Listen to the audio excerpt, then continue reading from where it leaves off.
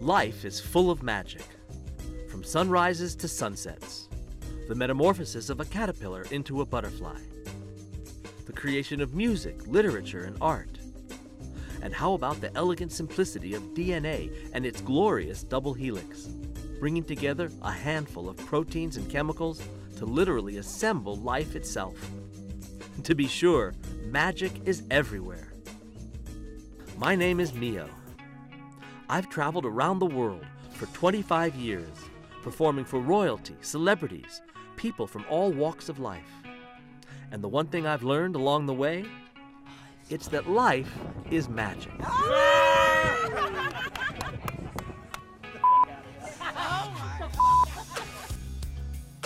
Whoa! I'll take a 9, sprinkle a little magic, give it a twist. All you have to do is open your eyes. Blow on it, it's a queen.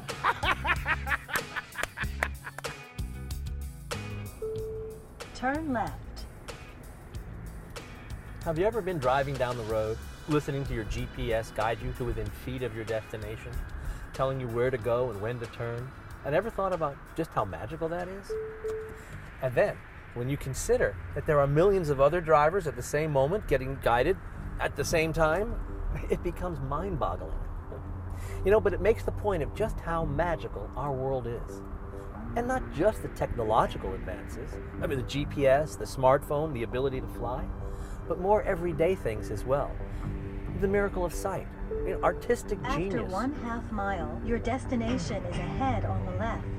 Or the trillions of microorganisms that are actually living inside our body to keep us healthy.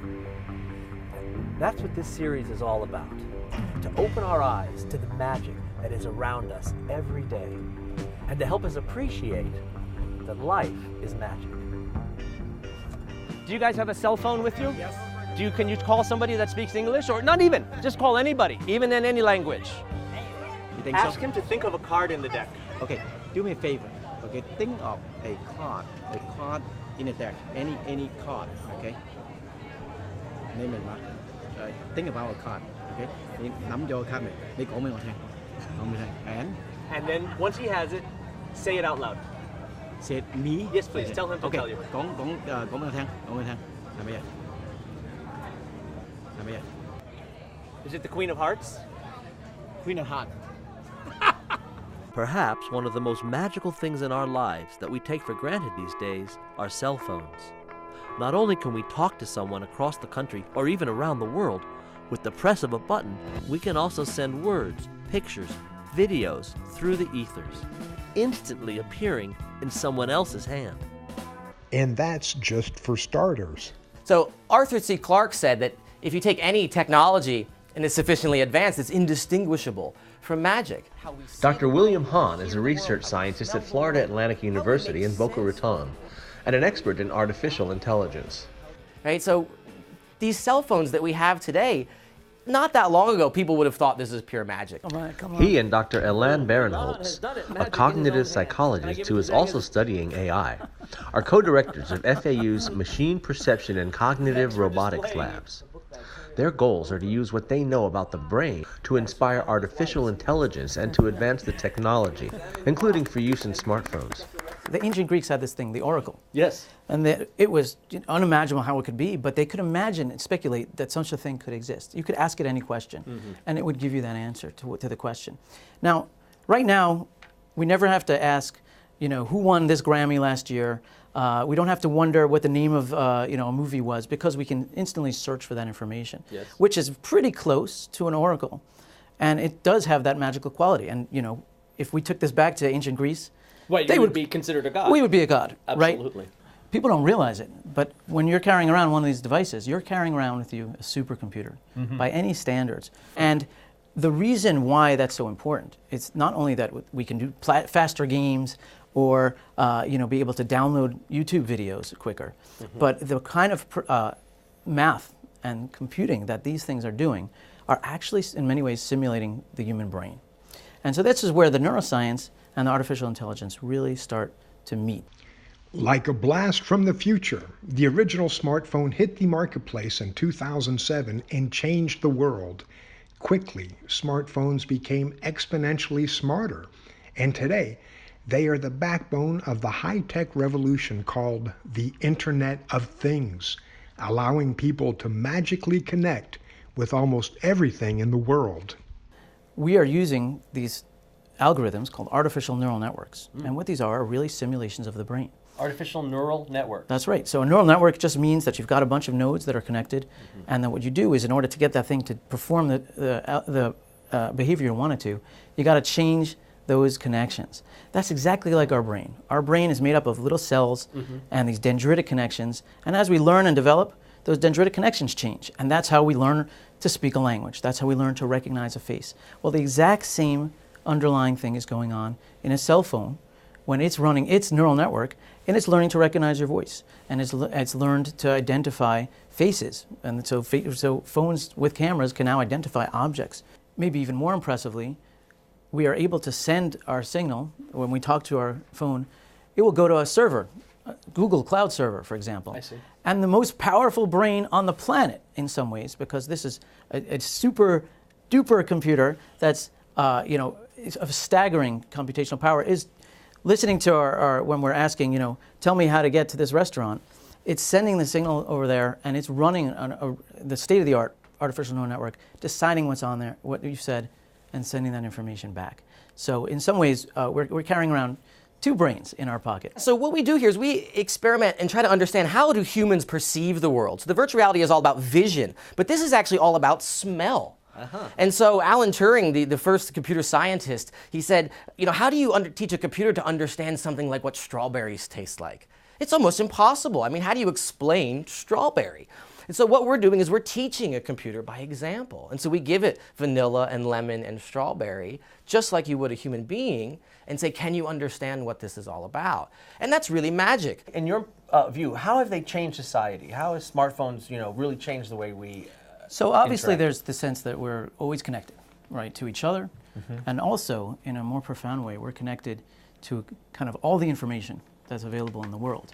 Yes. And in addition, there's this underlying technology, this artificial intelligence, that's really latent. It's going on beneath the surface of the phone. And the idea that we can talk to machines and that they can understand what we're saying, this is a radically, amazingly new idea, something that people only dreamed of until maybe the past decade. And the fact that we're able to do this, I think it's easing us into the idea that machines are really much more a part of the fabric of our everyday lives. And so I think smartphones are really important in that sense, sociologically and psychologically. It used to be that you'd say, open sesame, and now we say, hey Siri. And so this magic is really here in our hands now. Let's try something. Do you have a cell phone on you? I do. I want to try a little open sesame with you. Okay. Okay, there we go, locked. All right, so now, there we go. Yep. Think of the first number. Okay. Think of the third number. Watch me. 1, 2, 3, 4, 5. 2, 3, 4, 5. 3, 4, 5. 3, 4, 3, 4. I think it's 3. There's 2 left. Think of the whole password in your mind. I have 1 number left. I'm going to touch it. If that phone opens, I've read your mind. I don't know how you did it. Thank you so much. Thank you. Very impressive. Very impressive. I don't know how you did that. I'm very fascinated with your work, actually. Dr. Wasim Ashtar is another Florida Atlantic University professor who has taken the smartphone to new heights. Okay, that's great. Yuppie, Yan, Launch, France, Yale, Chocolate, Xenon, Fantasy, Noodles, Eagle. Okay. I don't believe that you chose noodles or an eagle. No. I believe as a scientist in a completely white outfit, you're not at all worried about getting any chocolate on your thing. Yeah. Did you choose chocolate? Yeah. Yes. An engineer and expert in microfluidics. Dr. Ashgar and his team at the Ashgar Lab have been working at turning cell phones into very powerful medical diagnostic platforms to quickly and cheaply diagnose HIV, the Zika virus, and other harmful pathogens anywhere in the world. We thought, okay, everyone has a cell phone, and it is a powerful, magical device. Yes. So why not we can use it for diagnostics? So we start building actually ideas around a cell phone. Because cell phone has a camera, it has a microprocessor, it has a lot of things which computer has. So it can actually work as a very compact but very powerful device. To that end, Dr. Ashgar and his lab have developed several apps that use very inexpensive paper or plastic slides and takes less than a drop of blood to test for a specific virus. The sample changes color, and the cell phone app is used to take a picture or video and send it to a lab for analysis. Dr. Ashgar's latest version of the app will do the final analysis on the smartphone itself. First, it uses millions of microscale magnetic beads.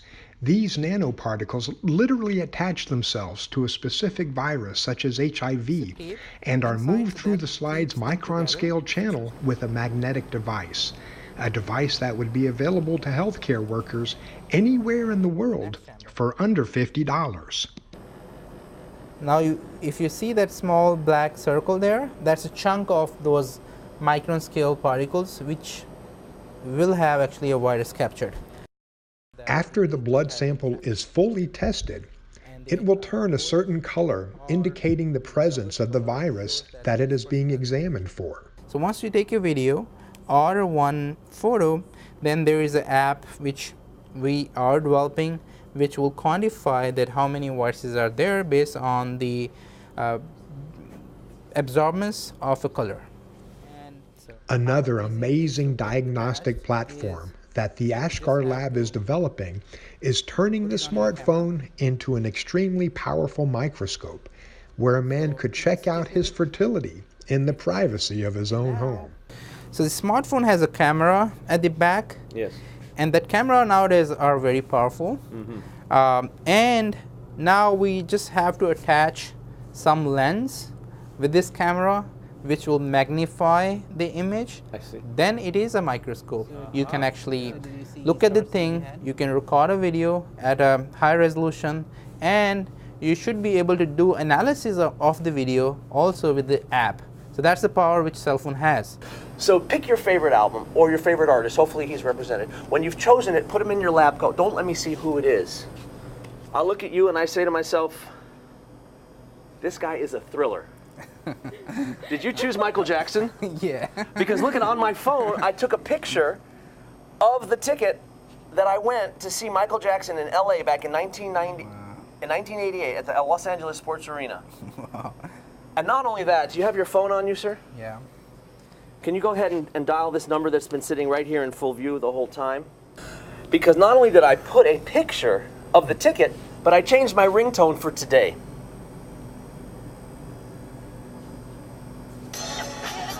Wow.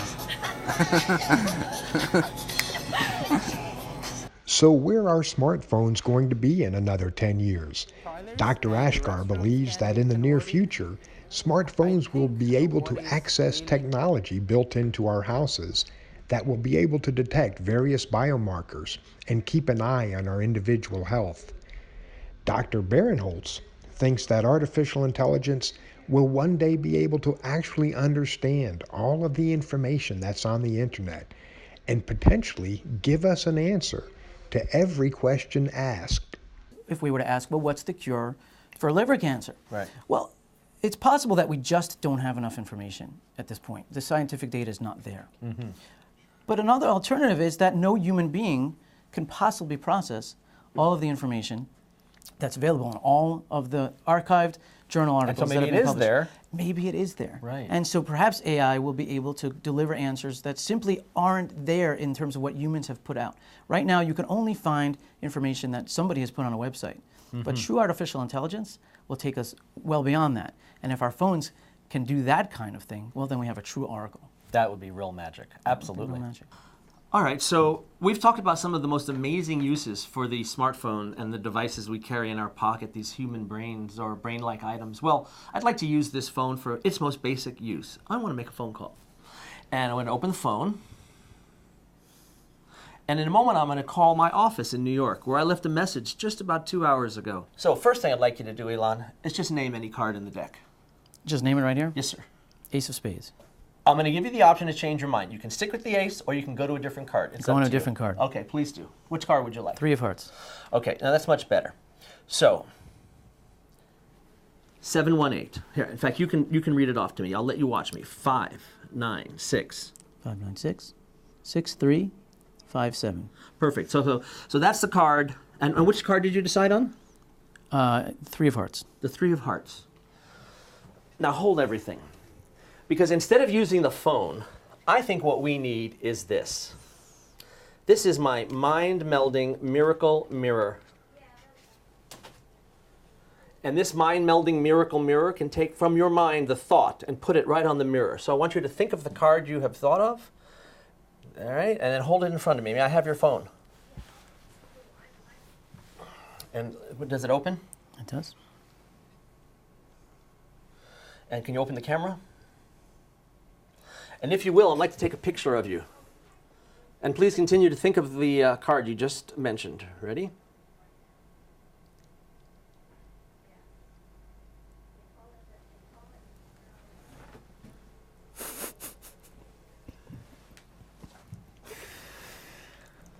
Oh, dear God. I believe. However, if you didn't believe it, here we go. Now we're going to press the dial button. There's the number, still there, 596-6357. 2 hours ago, I placed this message on my machine.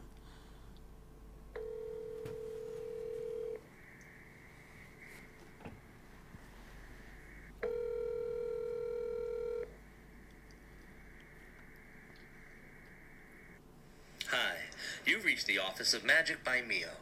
I'm currently performing and I can't take your call. In fact, I'm performing right now for you.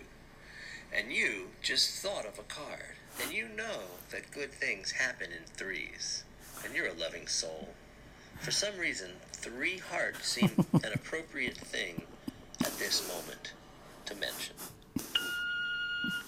Thank you, Mio. Outstanding. Thank you so much. Found the wife, saved the life. Oh my God, what? That's great. What? I love sharing my magic. Messing with my mind, man. My goal is to make people feel like kids again. 47? To share with them an experience of wonder and joy that they may not have felt since childhood. Relax, let it out. Autumn, you are a levitating genius. So let me ask you, do you guys know, I'm just curious, do you know where the drinking water comes from here in South Florida? So let me ask you a question. This is just out of curiosity. Do y'all know when you turn on the tap, where does that drinking water come from? Do you know? Let me just ask you a quick question. Do you guys have any idea where the drinking water here in South Florida comes from? No. No idea, right? Every glass of water that you drink in Miami, unless you buy a bottle of water, is from the Everglades. It's a funny thing about the Everglades. Everyone in America thinks it's a swamp. Even in South Florida, most people have no idea what the Everglades are. This is a water system, supply system for everything from West Palm Beach to Key West. Every time you wash your car in downtown Miami or take a shower, you're pulling water out of the Everglades. In 1944, Jesse Keenan's family opened the first Everglades airboat rides for tourists, called Coopertown. The whole southern Florida is all based on the survival of the Everglades water system. Jesse has lived here since 1987. It's a very mystical, magical area. It has its own calmness, its own excitement to it. Indeed, the Everglades are like no other place on Earth. A vast, freshwater river meandering from above Lake Okeechobee all the way south to the Florida Bay, creating one of the richest estuaries in the nation, and providing South Florida with its drinking water. Spend an afternoon on an airboat in the Everglades, and I think you'll agree with Jesse. It's one of the most magical places on our beautiful blue planet. It's very magical because you got to realize this is a nesting area for a lot of birds from all over the world that come in. They create new youth, and new growth and young birds and how they survive and how they can very magically, in the middle of nowhere, create a bird, rookery and raise hundreds of birds. So that's very magical to me. Wow. So it creates its own environment. It has its own very unique calmness to it. Okay? It can also have its very bad storms to it. So it's creating different magic each way: colors, light, shape, sounds. I grew up in New York City, and I always dreamed of going to the Everglades because, like you mentioned, I only knew about it from books and pictures, and I thought, this must be an amazing place. And I couldn't, I thought it was one place I'd always wanted to visit. And now here I am, all grown up, and it's just as magical as I ever could have imagined. Unfortunately, over the past 100 years, half of the historic Everglades have disappeared, transformed into cities, businesses, and agriculture, and lost forever. It wasn't too long ago that everything west of I-95, from Palm Beach to Miami, was Everglades. Well, historically, you'd have rainfall in the Kissimmee Valley, and it would kind of slowly trickle down the Kissimmee River into Lake Okeechobee. Gabe Miller is a spokesperson for the South Florida Water Management District.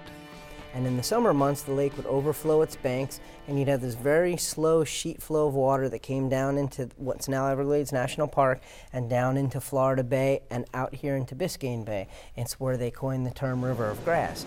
Today, what happens when rain falls in the Kissimmee, that water no longer can sheet flow down into the Everglades as it used to. It's all moved via a system of canals, levees, berms, pump stations. And as we were talking about the other day, when rain falls in, they're called basins, a certain basin, the only way that that water is going to move is if a water manager here at the district moves it. It's not going to move naturally as it used to. And that's where the South Florida Water Management District comes in. We have a operations center here, a control room at the Water Management District in West Palm Beach at our headquarters. It's staffed 24/7, and we have, again, a team of engineers and water managers that literally have to figure out on a daily basis where it's going to rain, how much it's going to rain, and where to put the water, or where to move the water. They're responsible for moving water around 16 counties through 2,000 miles of canals, from Orlando to the Florida Keys. Today we have 8.1 million residents living in the same place where the Everglades were. So it may seem like magic, but it actually takes a lot of science, technology, engineering, and hard work to make this water management system work so that people can live here. And it's a very delicate balance of providing water supply, flood control, restoring the environment, protecting wildlife. It's one of the most complex water management systems in the world. And the Everglades are one of the most unique ecosystems in the world. One of the meteorologists there is Jeff Smith. If you could pull a pay raise out of there, that'd be awesome. I haven't had one of those in forever. I do magic, not miracles. Come on now. Jeff has the totally unique job of predicting how much rain will fall in the various areas that make up the South Florida Water Management District. We actually break the district up into about a dozen or so basins and forecast how much rain is going to fall within those basins, so the engineers can then come up with an idea, plan for what amount of water to move that day.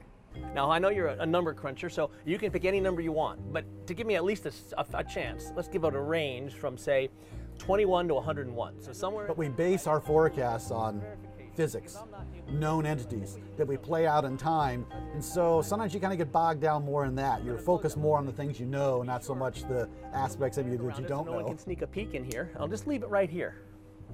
I'd like you to just think of the number you've selected and see if you can send me an image of it and see if I can connect with you.